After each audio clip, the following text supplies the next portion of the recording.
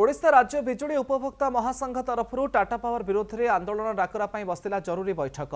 Tata power तरफ उपभोक्ता घरे बसी स्मार्ट मीटर विरोध में आंदोलन आह्वान देइछि महासंघ।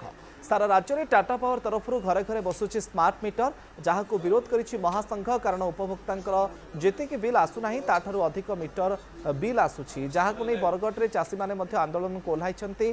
तेबे टाटा पावर तार स्मार्ट मीटर को न फेराइबा जाए आगक आंदोलन जोरदार हेबो बोली महासंघ कहिछि। टाटा पावर विरोध में आगामी दिन में ओडिशार विभिन्न संगठन माने मिसी आंदोलन को जोरदार करिवे बोली कहिछन्ति पूर्वतन अर्थमंत्री पंचानन कानून को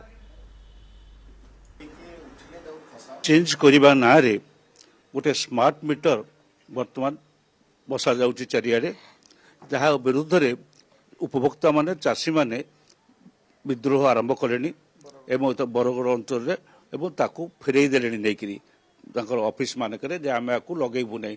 तार कारण से माने परीक्षा कर देखी सारे जे सबू मीटर रे पूर्व मीटर अपेक्षा 30% अधिक यूनिट आंकर बढ़ी जाउची।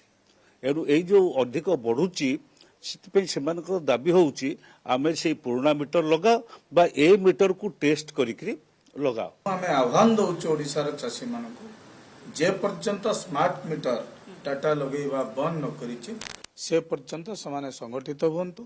आगामी दिन में ओडिशा राज्य विद्युत उपभोक्ता महासंघ स्मार्ट मीटर को ओईआरसी रो द्वारस्थ हेबा। सरकार बा टाटा ये विद्युत उपभोक्ता को डाकंतु, पॉलिटिकल पार्टी डाकंतु, प्रमाण करंतु जे ये जाली नुहे, ये ठीक मीटर ता न करिया पर्यंत याको बसंतु नाही।